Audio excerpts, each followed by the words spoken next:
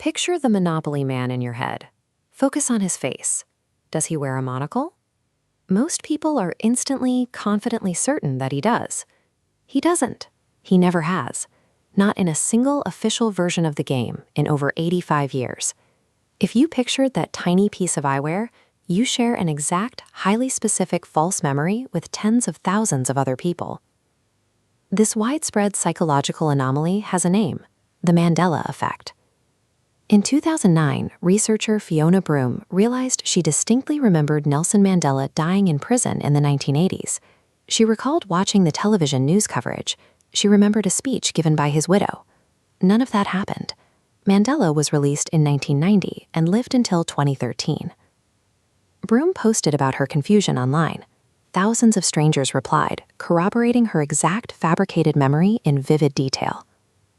Isolated minds with zero connection to each other independently generated an identical memory of a historical event that never occurred. The phenomenon appears constantly once you start looking.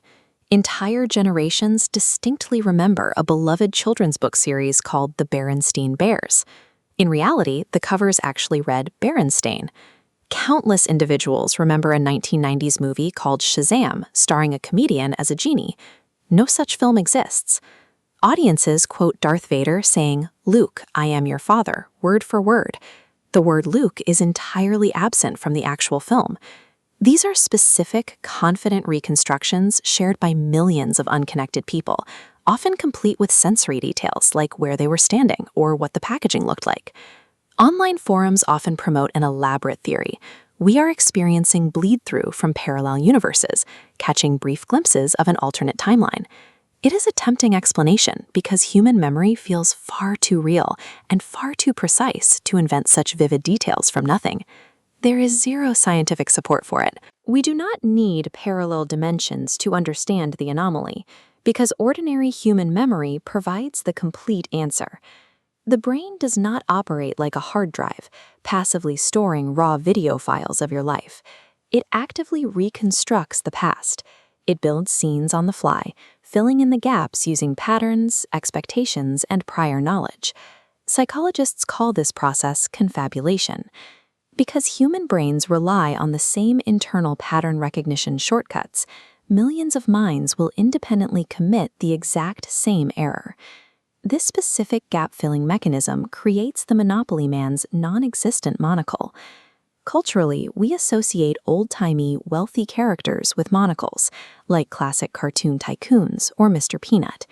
Your brain doesn't need to actually see that eyewear on the Monopoly board. It knows the concept fits the expected cultural pattern, and it quietly patches the image to match.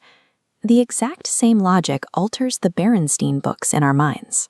Standard English spelling conventions dictate that an ending like Stein is familiar and expected, while Stain feels incorrect for a name. These identical false memories are not glitches in the universe. They are a predictable, shared output of human psychology reacting to the same cultural inputs. The unsettling part of this psychological quirk is the unwavering, absolute confidence people attach to these fictions. This scatterplot chart illustrates findings from eyewitness testimony studies, mapping a subject's confidence level against their actual factual accuracy. The data reveals the two are only very weakly related. We lack any internal alarm system to distinguish a genuinely experienced event from a patch our brain has confidently constructed. Given the exact same raw data, completely isolated human minds will independently generate the exact same convincing fictions. So the next time you are absolutely certain about a detail from your past, take a breath. Certainty is never proof. Your brain has been quietly patching reality your entire life.